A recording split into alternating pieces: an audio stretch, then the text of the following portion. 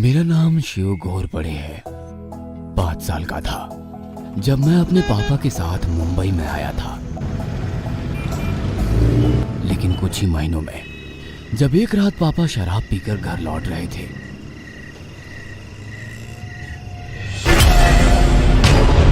तब कुछ गुंडों ने उन्हें लूट कर उन्हें चाकू से घोंप दिया।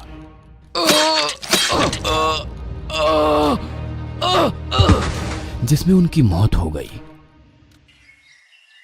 उसके बाद मुझे अनाथ आश्रम में भर्ती करवा दिया गया। कुछ दिनों बाद एक अंकल आंटी ने मुझे अडॉप्ट कर लिया। उसके बाद वही मेरे मम्मी पापा बन गए। लेकिन उनका सहारा भी मुझे हासिल नहीं हुआ। और जब मैं 20 साल का था तब एक रात कार एक्सीडेंट में उनकी मौत हो गई। जैसे तैसे मैंने खुद को संभाल लिया और पापा का बिजनेस संभाला। 4 साल बाद मैंने अपनी गर्लफ्रेंड से शादी कर ली। उसके बाद हमारे घर बेटी पैदा हुई। मेरी बेटी आरती 6 साल की थी जब मुझे बिजनेस में भारी नुकसान हुआ। मैं कर्जों तले दब गया। इसी वजह से मैंने अपनी बीवी बच्ची के साथ मुंबई छोड़ी। मैंने मैप में सतारा के पास एक गांव देखा जिसका नाम कजरखेड़ा था। मैं उस गांव में कभी नहीं गया था। वो बस 1000 या 1500 जनसंख्या वाला गांव था। इतने छोटे गांव में कोई मुझे ढूंढने नहीं आएगा। इसी वजह से मैंने उस गांव को चुना था। हम लोग बस में कजरखेड़ा गांव पहुंचे। रात के लगभग 10 बज रहे थे। तब बस ड्राइवर ने गांव के बाहर वाले बस स्टॉप पे गाड़ी रोक दी। मैं मेरी बीवी बच्ची के साथ बस स्टॉप पर उतर गया।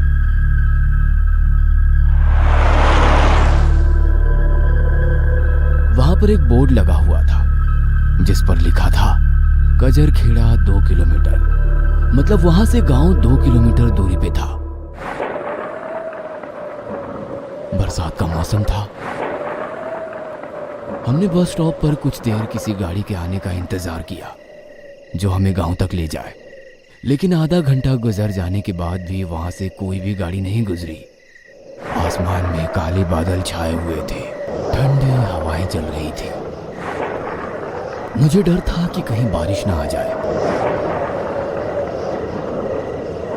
इसलिए मैंने और मेरी बीवी ने चलकर गांव तक पहुंचने का फैसला किया, क्योंकि हमारे पास और कोई दूसरा चारा नहीं था।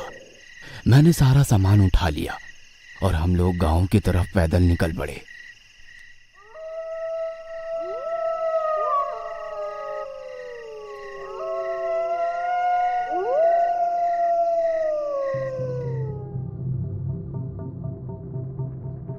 चार 5 मिनट चलने के बाद मुझे दूर एक बरगद के पेड़ के नीचे धुआं दिखाई दिया। जब मेरी बीवी ने उधर टॉर्च दिखाई तो हमने देखा कि एक 50-60 साल उम्र का आदमी जिसने धोती और कुर्ता पहना था,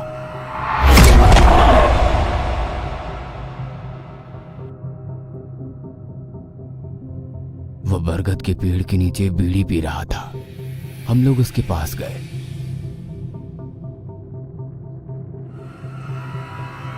भाई साहब, किसके घर जाना है आपको?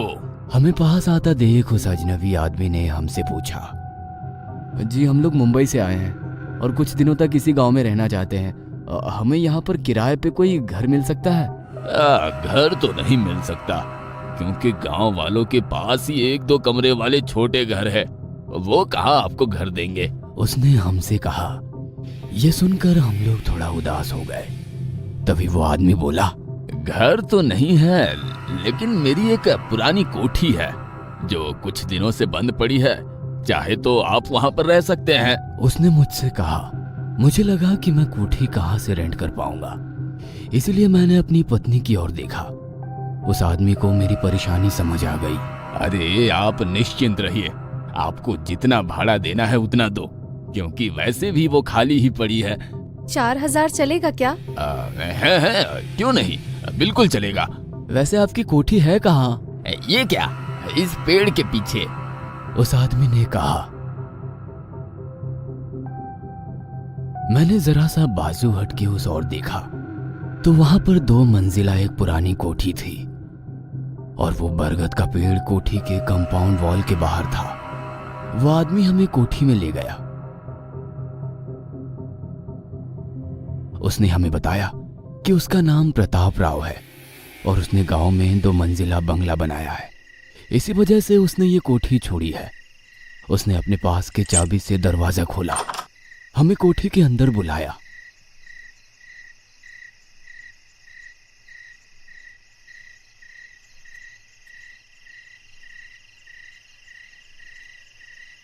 कोठी वैसे बड़ी थी, वहां पर बिजली पानी की कोई दिक्कत नहीं थी।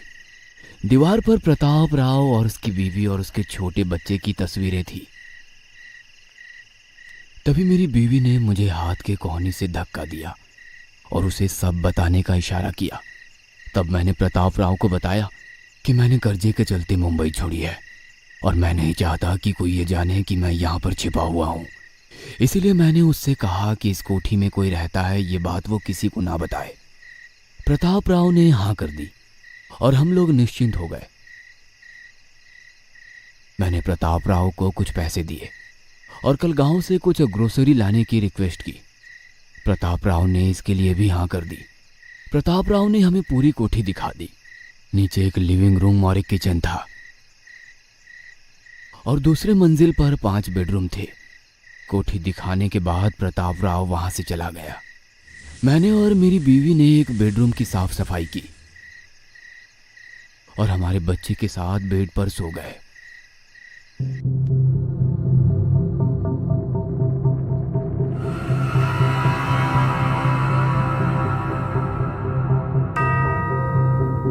रात के कुछ 3 बजे थे। मुझे एक छोटी बच्ची की आवाज सुनाई दी। वह कुछ गा रही थी।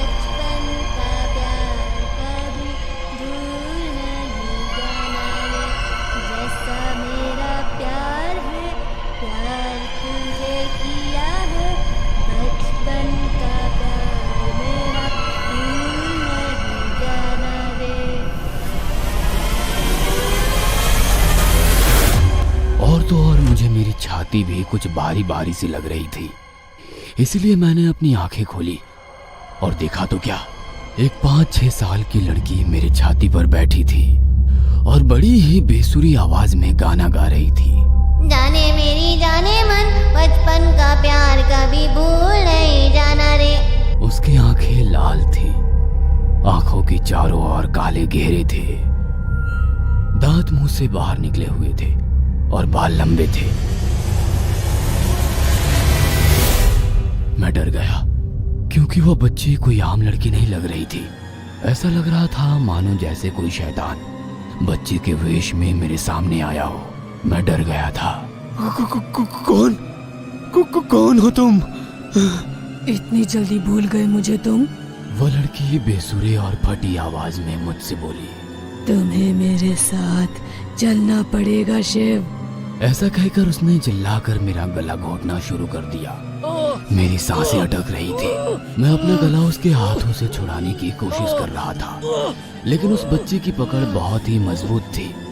मुझे लगा कि ये मेरा आखिरी दिन है और मैं अब मर जाऊंगा। इसी खौफ से मैंने उस लड़की को जोर से धक्का दिया। वैसे वो उड़कर नीचे गिर गई और मैं हाफते हुए उठ गया। मैंने उसकी तरफ देखा तो वो रेंगते हुए बेड के नीचे चली गई। मैं जोर जोर से सांसें लेते हुए हाँफ रहा था। इतने में मेरी बीवी जाग गई। अरे क्या हुआ? आप इतने हाफ क्यों रहे हो और आपको इतना पसीना क्यों आया हुआ है? मेरी बीवी ने मुझसे पूछा। मैंने उसे बताया कि एक शैतान बच्ची ने अभी अभी मुझे मारने की कोशिश की है और वो अभी बेड के नीचे छिपी हुई है। यह सुनकर मेरी बीवी भी पहले डर गई। वह धीरे से बेड के नीचे उतर गई और उसने बेड के नीचे झांक कर देखा।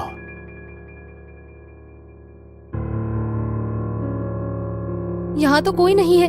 आपने शायद कोई बुरा सपना देखा होगा। क्या? लेकिन अभी तो मैंने उसे बेड के नीचे जाते हुए देखा। मैंने उसे कहा। मैंने बेड के नीचे उतर कर देखा तो सच में वहां पर कोई नहीं था। मुझे लगा कि शायद वो सच में मेरा कोई बुरा सपना था, इसलिए मैं रिलैक्स हो गया और बेड पे सो गया।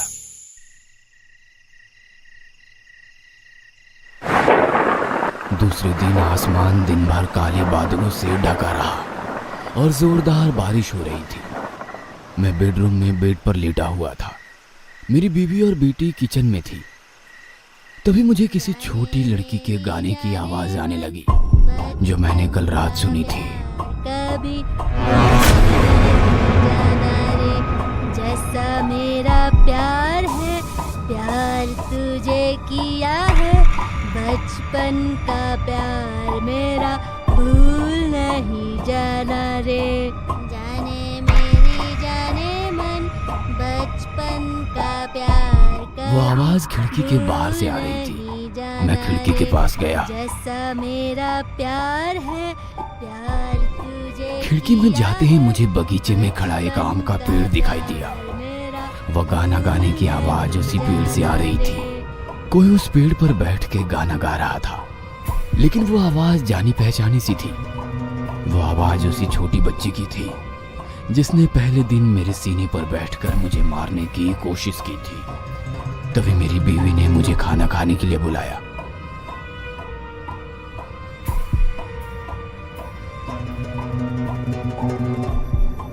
तो मैं खाना खाने के लिए रसोई घर में गया।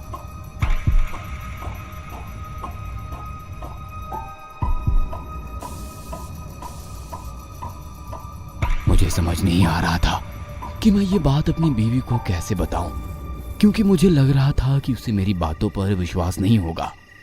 हम लोग खाना खाने के लिए जमीन पर बैठ गए थे, क्योंकि उस घर में डाइनिंग टेबल नहीं था। मेरी बीवी ने पहला निवाला मेरी बेटी आरती को खिलाया।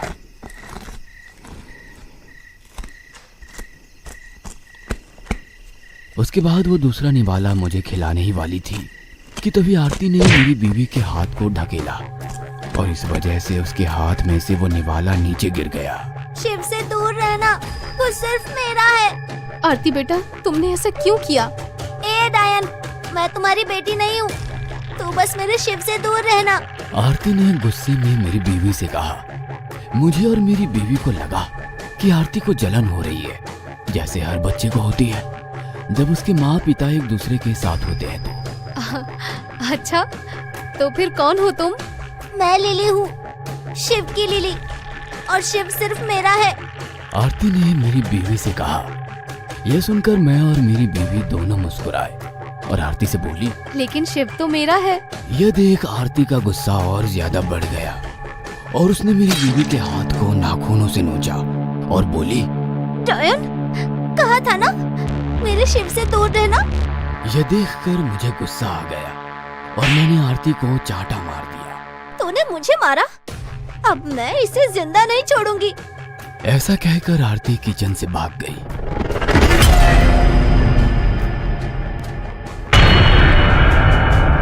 कुछ सेकंड्स बाद मेरी बीवी भी उसके पीछे पीछे भाग गई, लेकिन मैं वहीं बैठा रहा और खाना खाने लगा। थोड़ा लाड प्यार क्या कर ले, बच्चे तो सर पर ही चढ़ जाते हैं, मैं मन ही मन बोला। तभी मुझे मेरी बीवी के चिल्लाने की आवाज आई। मैं डर गया। आवाज हमारे बेडरूम से आई थी।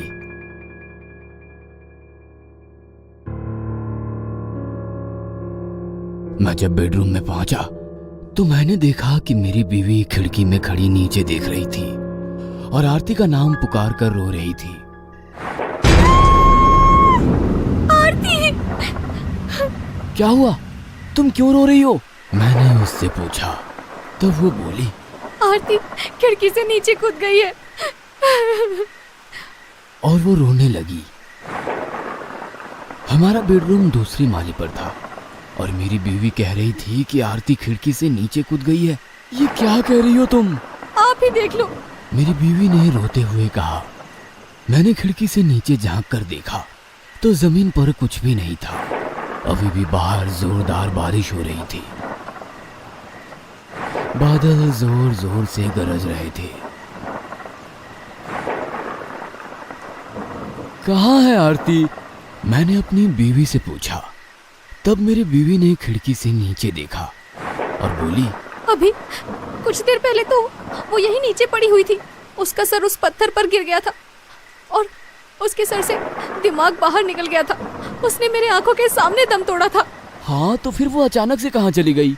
मैंने उससे पूछा। तभी हमारे पीछे से आवाज आई। मैं यहाँ हूँ पापा। जब हमने पीछे देखा तो आरती बेड के नीचे से बाहर आ गई।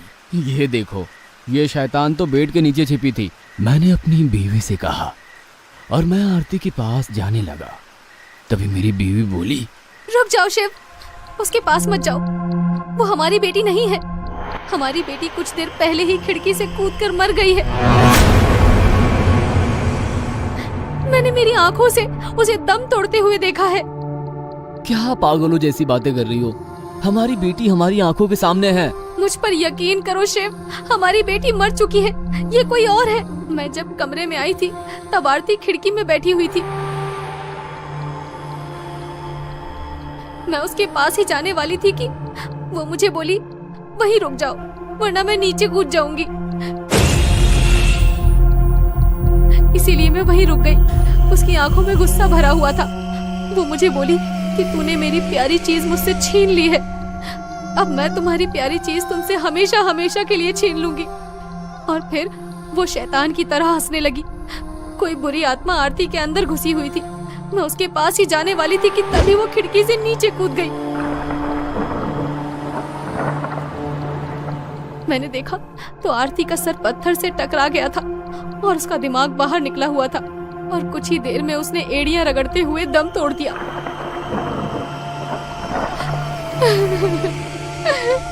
चुप करो यार, तुम पागल हो गई हो क्या? हाँ? अरे अपनी ही जिंदा बेटी को तुम जीते जी ही मार रही हो। मैंने प्रिया से कहा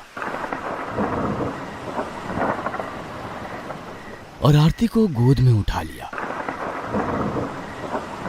तुम समझने की कोशिश क्यों नहीं कर रहे हो? हमारी बेटी वहां नीचे।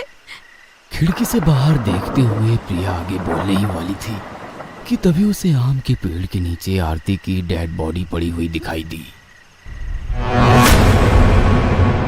शिव, वो देखो, आरती की डेड बॉडी आम के पेड़ के नीचे पड़ी हुई है। चुप करो यार, हमारी बेटी मेरी गोद में है, देखो। मैंने गुस्से में चिल्लाकर उससे कहा।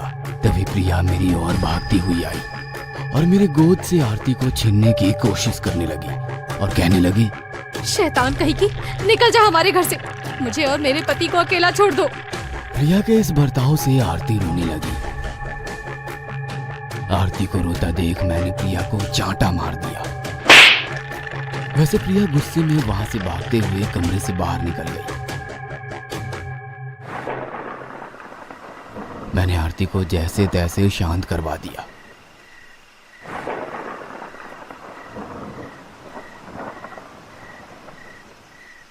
और बाद में उसे लिविंग रूम में टीवी दिखाने ले गया।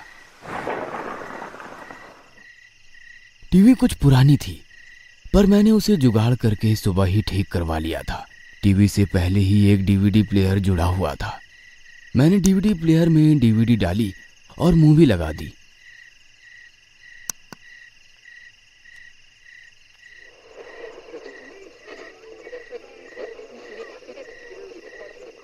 तभी कोई घर का दरवाजा खटखटाने लगा।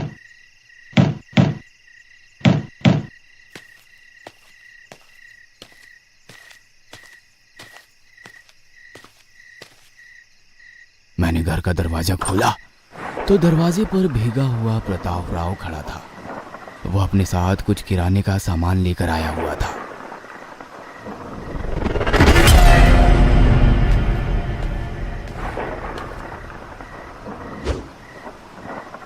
प्रताप राव जी, क्या इस कोठी में कोई बुरी शक्ति का साया है? नहीं नहीं, ऐसा कुछ भी तो नहीं है। ऐसा कुछ भी नहीं है इस कोठी में। प्रताप राव ने कुछ हकलाते हुए मुझसे कहा, चलो मैं कल सुबह आता हूँ। ऐसा कहकर प्रताप राव वहां से पलटा, लेकिन जाते हुए अचानक से वह रुक गया और बोला, अब बेटी का नहीं, अपनी बीवी का ख्याल रखना। और वो वहां से भारी बारिश में बिना छाते के निकल गया। मुझे उससे पूछना था कि उसने ऐसा क्यों कहा, लेकिन वो एक सेकंड भी वहां नहीं रुका। मैं उसके पीछे जाने वाला था, लेकिन इतनी रात को बारिश में उसके पीछे जाता तो आरती का ख्याल कौन रखता। इस वजह से मैंने दरवाजा बंद कर दिया और लिविंग रूम में सोफे पर बेटी के साथ पुरानी मूवी देखते हुए बैठ गया।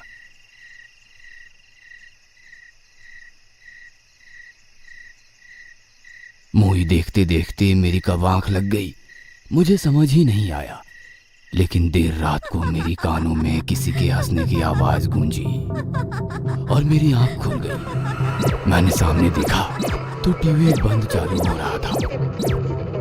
मैंने मेरे बाजू में देखा तो वहां आरती नहीं थी। मुझे लगा कि वो प्रिया के साथ सोई होगी। तभी अचानक से टीवी चालू हो गया। उस पर हमारे बेडरूम की तस्वीरें आ रही थी। मेरी बीवी बेड पर सोई हुई थी। तभी उसके पीछे वाली दीवार से मेरी बेटी आरती छिपकली की तरह चलती हुई आई। उसके बाल बिखरे हुए थे, आंखें काली पड़ी हुई थी। उसने मुंह में एक चाकू पकड़ा हुआ था।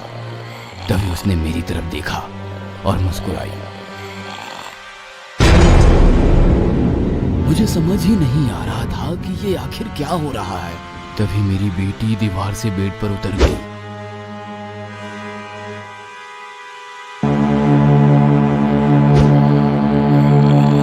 और उसने अपने मुंह में पकड़ा हुआ चाकू अपने हाथ में लिया और वो चाकू मेरी बीवी के सर में घुसा दिया। कुछ देर तक वो हाथ पैर हिलाते हुए तड़प उठी और उसने दम तोड़ दिया। नहीं! मैं जोर से चिल्लाया और टीवी की तरफ भागा और टीवी उठाकर जमीन पर पटक दिया। तभी मुझे मेरे पीछे से किसी के कदमों की आहट सुनाई दी। मैंने पीछे मुड़कर देखा तो मुझे मेरी बेटी आरती एक बेडरूम में भागती हुई दिखी। आरती बेटा! मैंने आरती को आवाज दी, लेकिन उसने पलटकर मुझे जवाब नहीं दिया। मुझे डर लग रहा था कि कहीं जो मैंने टीवी में देखा वो सच तो नहीं था। मैंने घड़ी में देखा तो रात के 3 बज रहे थे। इतनी रात को आरती अकेले उस अंधेरे कमरे में कैसे चली गई? उसे डर नहीं लग रहा है क्या? मैं मन ही मन बोल उठा, इसलिए मैं उसके पीछे उस कमरे में चला गया।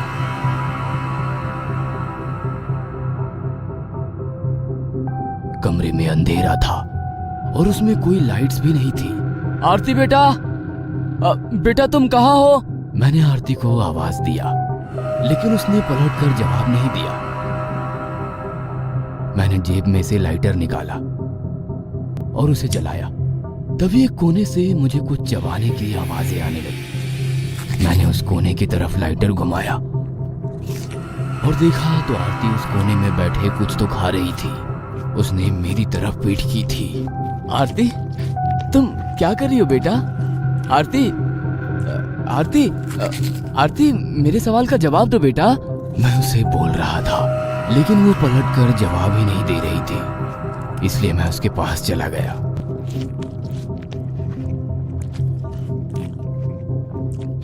मैंने पीछे से उसके कंधे पर हाथ रख दिया। वैसे उसने मुड़कर देखा और उसे देखकर मेरे पैरों तले जमीन खिसक गई। आरती का मुंह खून से सना हुआ था और वो अपने मुंह में एक मांस का टुकड़ा चबा रही थी। मैंने उसके हाथ में देखा तो उसके हाथ में मांस का टुकड़ा था। मैं फटी आंखों से उसकी तरफ देख रहा था और वो बड़ी ही रहस्यमय तरीके से मेरी तरफ देखकर मुस्कुरा रही थी।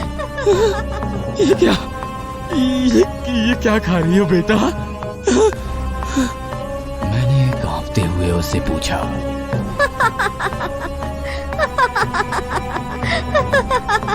माँ।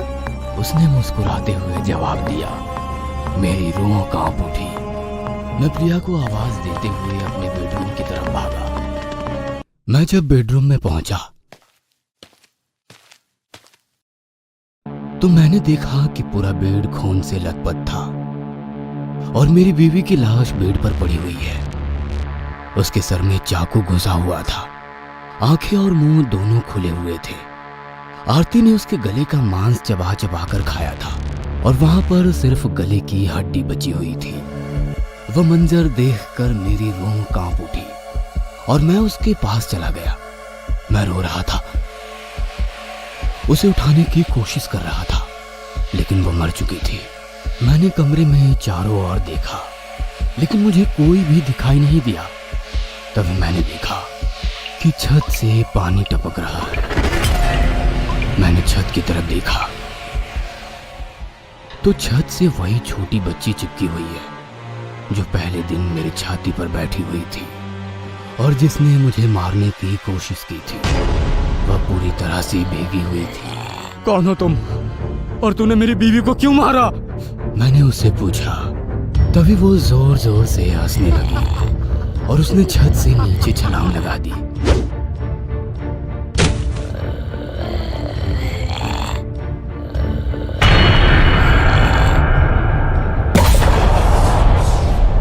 और जब वो अपनी जगह से उठी तो वह एक लंबी चौड़ी नौजवान लड़की बन गई। मुझे नहीं पहचाना तूने शिव? मैं लिली हूँ, तुम्हारी लिली। नहीं, मैं तुम्हें नहीं पहचाना। तुम बस इतना बताओ कि तुमने मेरी बीवी को क्यों मारा और मेरी बेटी कहाँ है? कहाँ है? मैं यहाँ पर 25 साल से तुम्हारा इंतजार कर रही हूँ और तुम कह रहे हो कि तुम मुझे नहीं पहचानते? मुझे बस इतना बता दो कि मेरी बेटी कहाँ है? तुम्हारी बेटी? तुम्हारी बेटी तो मर चुकी है। लगता है शायद तुम्हारी बीवी ने तुम्हें बताया नहीं। वो तो कल ही मर गई जब मैं उसके शरीर में घुसकर खिड़की से कूद गई थी।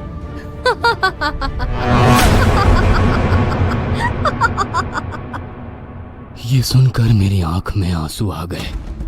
मैंने अपनी बीवी और बच्ची दोनों को खोया था। मैं आग बबूला हो गया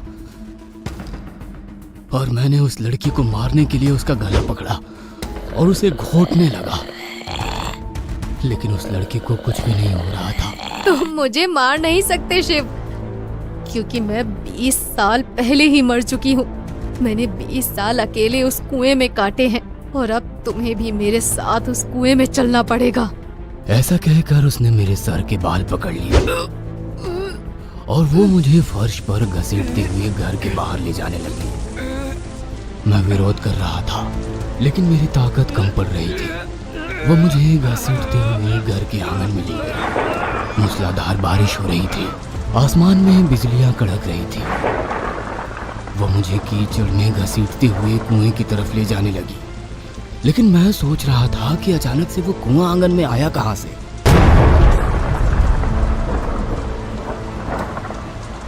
क्योंकि उस जगह तो एक आम का पेड़ था जिसे मैं मेरे बेडरूम से खिड़की से देखता था, और मेरी बीवी ने भी कहा था कि आम के पेड़ के नीचे आरती की लाश पड़ी है। मुझे कुछ भी समझ नहीं आ रहा था। तभी मैंने दूर से देखा कि कुएं के कटघरे पर 2 औरतें और 2 छोटे बच्चे बैठे हुए हैं, जिसमें से एक लड़का था और एक छोटी सी लड़की थी, लेकिन अंधेरे की वजह से मुझे वो ठीक से दिख नहीं रहे थे। तभी आसमान में जोरदार बिजली कड़की और वो लड़की लिली एक जगह पर रुक गई, लेकिन उसी वक्त बिजली की उजाले में मुझे सब लोगों का चेहरा दिखाई दिया। वह छोटी लड़की मेरी बेटी आरती थी और उसके ही बाजू में मेरी माँ बैठी हुई थी। हाँ, मेरी माँ। मेरी माँ को, उस कोठी को और उस कुएं को देखते ही मेरी आंखों के सामने 20 साल पहले घटी हुई बात सामने आ रही थी, जो कि मैं भूल चुका था। मैं उन यादों में खो गया। वो किसी और की नहीं बल्कि हमारी कोठी थी। बस उस कोठी में कुछ बदलाव किए गए थे। 25 साल पहले जब मैं 5 साल का था, तब मेरी बुआ और फूफा जी हमारे घर आए हुए थे। उनके साथ मेरी बुआ की बेटी लिली भी आई हुई थी। लिली और मेरी खूब जमती थी। हम रोज एक दूसरे के साथ बहुत ही ज्यादा घुल मिल जाते थे। मेरे पापा ने और बुआ ने तो मेरा और लिली का रिश्ता भी पक्का कर डाला था। उन्होंने एक दूसरे से वादा किया था कि जब हम दोनों बड़े होंगे तब लिली हमारे घर बहू बनकर आएगी। मुझे आज भी याद है, बचपन में हम दोनों अपने दोस्तों के साथ झूठ मूठ की शादी रचते थे, जिसमें मैं दूल्हा और लिली दुल्हन बनती थी। हमारा सारा परिवार खुश था, लेकिन जल्द ही वो दिन आया जब हमारी खुशियां मिट्टी में मिल गई। एक दिन घर में सभी परिवार के लोग एक साथ बैठकर खाना खा रहे थे। मैंने और लिली ने खाना खत्म किया और हम दोनों आंगन में खेलने गए।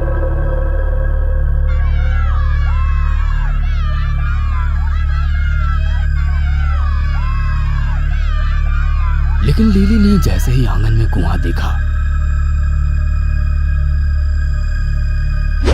वो कुएं की तरफ भागी। मैंने उसे रोकने की कोशिश की, लेकिन वो रुकी नहीं। वो कुएं के पास जाकर कुएं के कटघरे पर चढ़ गई और कुएं में झांक कर नीचे देखने लगी। लिली, हमें जल्दी से यहाँ से निकलना पड़ेगा, क्योंकि माँ कहती है कि इस कुएं में डायन है और वो छोटे बच्चे को जिंदा खा जाती है। वो झूठ बोलती है, क्योंकि चुड़ैल होती ही नहीं है, ऐसा मेरी माँ ने कहा है। क्या? सच में? मैं भला तुमसे झूठ क्यों बोलूंगी, तुम खुद ही देख लो। उसकी बात सुनकर मैं भी कटघरे पर चढ़ गया।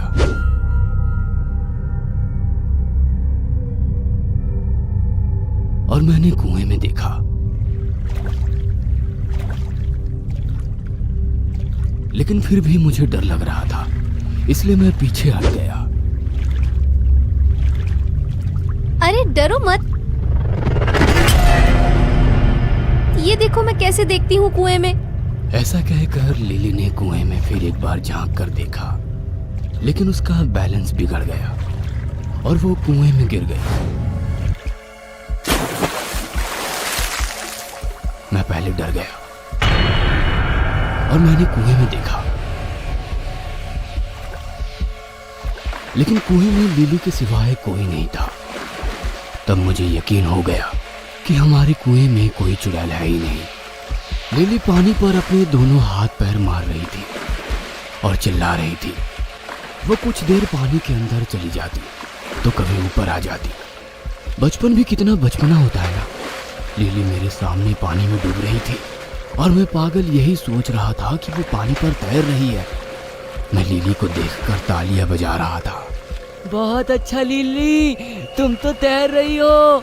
मैंने तालियां बजाते हुए कहा, लेकिन देखते देखते लिली एक बार जो पानी के अंदर गई, वो फिर पानी के ऊपर आई ही नहीं। लिली, क्या तुम ठीक हो? लिली! मैं लिली को आवाजें दे रहा था, लेकिन लिली पानी के ऊपर नहीं आ रही थी। तब मैं डर गया। मुझे लगा कि शायद कुएं में जो चुड़ैल है वो लिली को अपने साथ पानी के अंदर ले गई है। मैं चिल्ला चिल्ला कर उसे आवाजें दे रहा था। लिली, क्या तुम ठीक हो? लिली! तभी मेरे पापा वहां पर आ गए। मैंने उन्हें बताया कि लिली कुएं में तैर रही थी, तभी चुड़ैल उसे पानी के अंदर ले गई। मेरे पिताजी समझ गए कि लिली कुएं में डूब गई है। उन्होंने आवाज देकर सभी घर वालों को बुलाया। उसके बाद मेरे पापा और फूफा जी दोनों कपड़े उतार कर कुएं में कूद गए।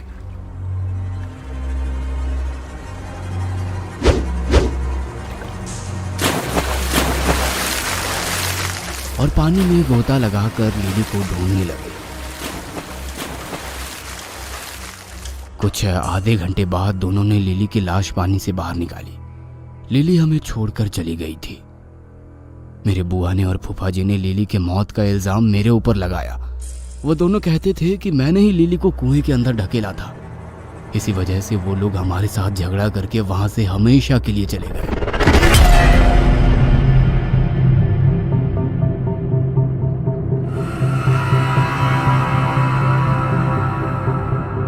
लिली के मौत को 2-3 दिन हुए थे। उस रात घर पर सिर्फ मैं और मेरी माँ थे, क्योंकि पापा हमारा नौकर पांडु काम के चलते खेत में गए थे। मैं माँ के साथ बेड पर सोया हुआ था। तभी मुझे लगा कि लिली मुझे पुकार रही है। मैंने उठकर देखा तो वो दरवाजे पर खड़ी थी। मैं तब इतना छोटा था कि मौत क्या होती है ये समझता ही नहीं था। वो मुझे कमरे के बाहर बुला रही थी। मैं उठकर लिली के पास चला गया। वो पूरी तरह से भीगी हुई थी। चॉकलेट्स खाओगे? हाँ, चलो मेरे साथ, उसने कहा और वो चलने लगी। मैं उसके पीछे पीछे चलने लगा।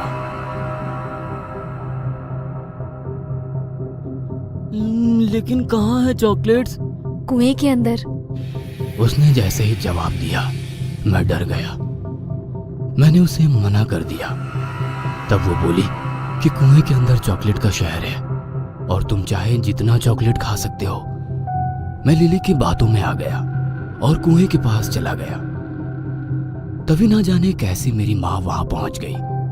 उसने मुझे पीछे से आवाज दी, शिव, कुएं से नीचे उतर जाओ। और वो हमारी तरफ भागते हुए आने लगी और लिली ने मुझे कुएं में जल्दी से उतरने को कहा और हम दोनों कुएं के कटघरे पर चढ़ गए। लिली मुझे कुएं में कूदने के लिए कह रही थी, लेकिन जब मैंने कुएं में फैले अंधेरे को देखा तो मैं डर गया और मैं चॉकलेट्स के बारे में भूल गया। मैंने उसे कुएं में कूदने से मना कर दिया। तब वो गुस्सा हो गई और अपने असली रूप में आ गई। उसकी चमड़ी पानी में भीगने के कारण फूली हुई थी। कुछ चेहरे का मांस गल चुका था। वो बहुत ही डरावनी लग रही थी। मुझ पर चिल्लाने लगी।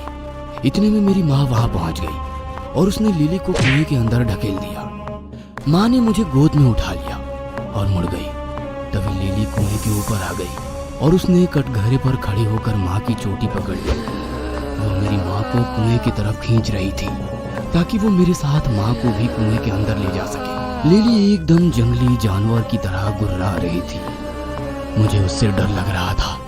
तभी मेरी माँ ने मुझे गोद से नीचे उतार दिया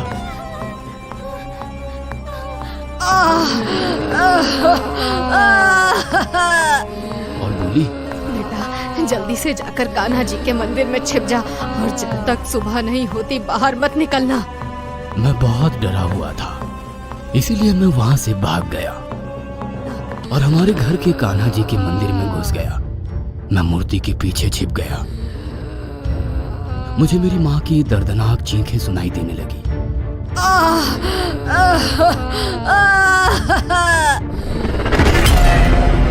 और कुछ देर बाद वो चीखें आनी बंद हो गई। मैं मंदिर में सुरक्षित था क्योंकि लिली वहां पर आ नहीं सकती थी। सुबह हो गई। पापा घर पर आ गए। मैंने उन्हें सब कुछ बता दिया।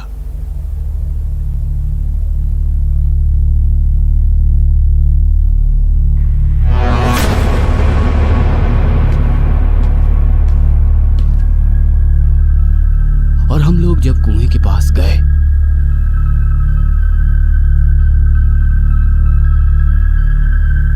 तब हमें पानी में तैरती मेरी मां की लाश दिखाई दी।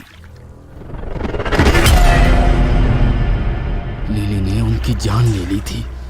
कुएं में लिली की आत्मा है, ये जानकर हम वहां रुक नहीं सकते थे।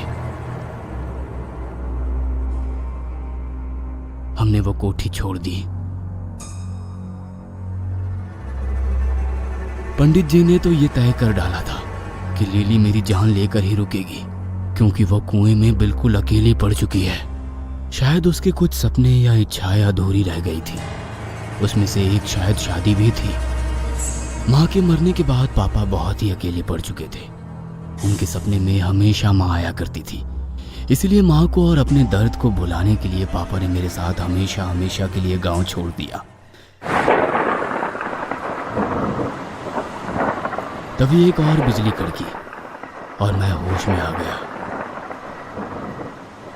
पापा जल्दी आओ। मेरी बेटी ने मुझे आवाज दी और मुझे अपने पास बुला रही थी। आ जाओ बेटा, मैं कब से तुम्हारी राह देख रही हूँ। मेरी माँ ने मुझे बुलाया। तभी मेरी बेटी ने घर की खिड़की की तरफ ऊपर देखा और बोली, मम्मा आप भी आओ ना। मैंने खिड़की की तरफ ऊपर देखा तो वहां पर मेरी बीवी खड़ी थी। मेरी बेटी के बुलाते ही उसने खिड़की से नीचे छलांग लगा दी। प्रिया!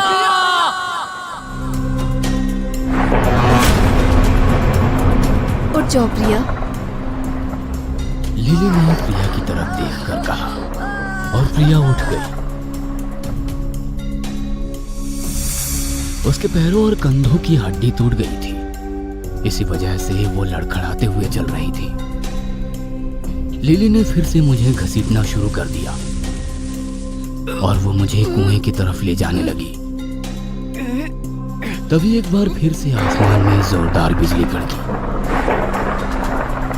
और लिली फिर से रुक गई। मैंने प्रिया की तरफ देखा तो वो भी रुक गई थी। कुछ 5 सेकंड बाद लिली ने मुझे फिर से घसीटना शुरू कर दिया और प्रिया भी कुएं की तरफ बढ़ रही थी।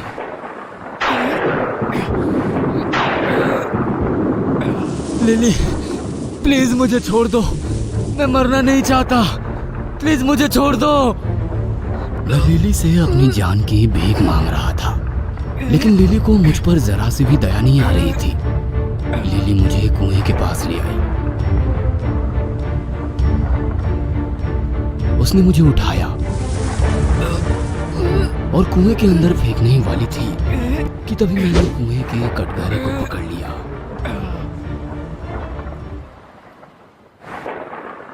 शिव, हमारे साथ चलो, तुम्हारे बिना मैं और आरती कैसे रहेंगे? मेरी बीवी ने मुझसे कहा, लेकिन मैं मरना नहीं चाहता था। नहीं, मुझे माफ कर दो प्रिया, मैं नहीं चल सकता। शिव, जिद छोड़ दो, तुम्हें अब मेरे साथ चलना ही होगा। लिली ने मुझसे कहा, लेकिन मैं कुएं में छलांग लगाने के लिए तैयार नहीं था, क्योंकि मुझे मरना नहीं था। लिली कटघरे से मुझे नीचे कुएं में धकेल रही थी, लेकिन मैं अपने हाथ हटा ही नहीं रहा था। हे भगवान, मुझे बचा लो, मैं मरना नहीं चाहता। हे भगवान। मैंने रोते हुए भगवान से प्रार्थना की। तभी आसमान में एक जोरदार बिजली कड़की और वो सीधा किले के ऊपर गिरी।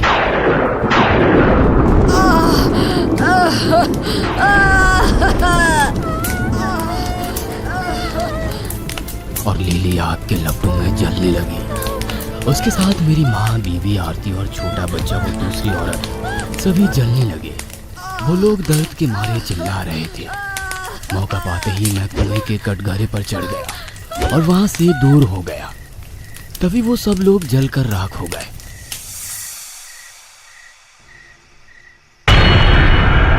और वो कुआं अचानक से गायब हो गया। और देखते ही देखते उस पर वो पहला वाला आम का पेड़ उग गया। मैंने अपनी बीवी और बच्ची खोई थी। अब से मैं उन दोनों को कभी देख नहीं सकता था। उन्हें खोने के दर्द से मैं जोरदार रोने लगा। तभी आसमान में एक और बिजली कड़की और मुझे होश आ गया। मुझे लगने लगा कि कहीं वो लोग फिर से वापस ना आ जाए।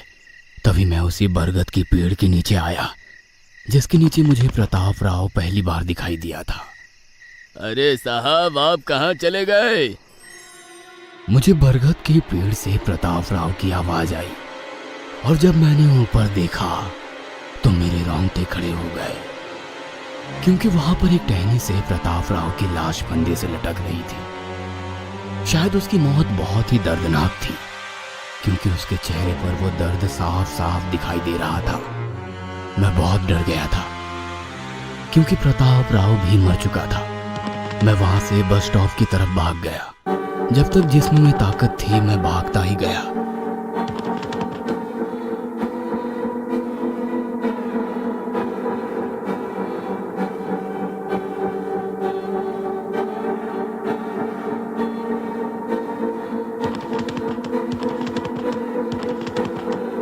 लेकिन कुछ घंटों बाद एक सुनसान रास्ते पर गिर गया और बेहोश हो गया।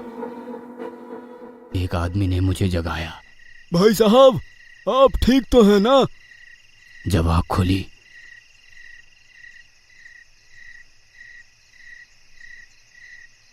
तो मैं एक रास्ते पर लेटा हुआ था। हाँ, मैंने जवाब दिया।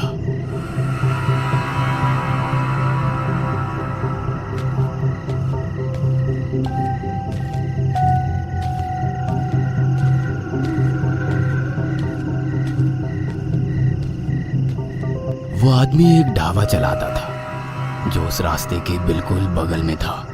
वो मुझे अपने ढाबे पर ले गया। उसने मुझे पूछा कि मैं रास्ते पर कैसे गिर गया। मुझे कुछ भी समझ नहीं आ रहा था कि मैं उसे क्या जवाब दूं। लेकिन जो कुछ भी मेरे साथ हुआ था वो मेरे मन में रुकने का नाम नहीं ले रहा था। मैं बस उसे किसी के साथ शेयर करना चाहता था, जिससे मेरा मन हल्का हो सके। तो मैंने उसे अपने साथ घटी सारी घटना बता दी। लिली ने उस प्रताप राव को भी नहीं छोड़ा। उसने प्रताप राव को फांसी लगाकर मार डाला। मैंने उस आदमी से कहा। तब वो आदमी बोला, भाई साहब, शायद आपको अभी भी बात समझ में नहीं आई। अरे प्रताप राव की मौत 20 साल पहले ही हुई है, और आपके माँ के साथ कुएं के कटघरे पर जो दूसरी औरत बैठी थी वो उसी की बीवी थी, और जो दूसरा बच्चा था वो उसी का बेटा था। ये सुनकर तो मेरे मानो होश ही उड़ गए। मुझे विश्वास ही नहीं हो रहा था कि प्रताप राव की मौत पहले ही हो चुकी थी। लेकिन उसकी मौत कैसे हुई? लिली के मौत के बाद जब आपकी माँ की मौत हुई, तब आपके पिताजी ने वो कोठी प्रताप राव को बेची थी और आपको लेकर वहां से चले गए थे। आपके जाने के बाद प्रताप राव ने कोठी की मरम्मत करवा ली और अपनी बीवी और बेटे के साथ कोठी में रहने आ गया। लेकिन उस कोठी में जाने के दूसरे दिन बाद ही सुबह प्रताप राव की बीवी और बच्ची अचानक से गायब हो गए। उसने उन्हें पूरी कोठी और पूरे गांव में ढूंढा, लेकिन उन्हें वो कहीं नहीं मिले।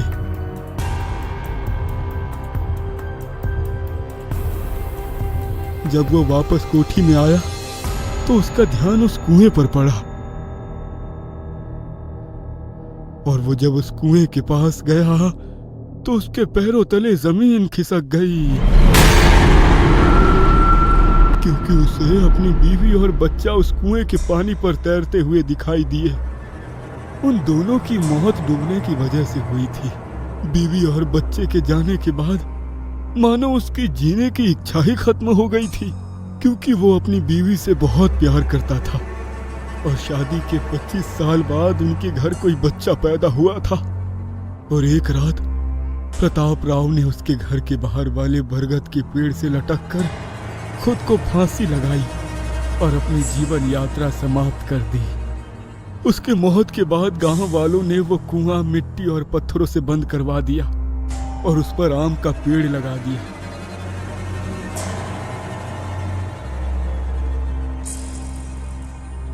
उसके बाद उस कोठी में कोई भी रहने के लिए नहीं गया।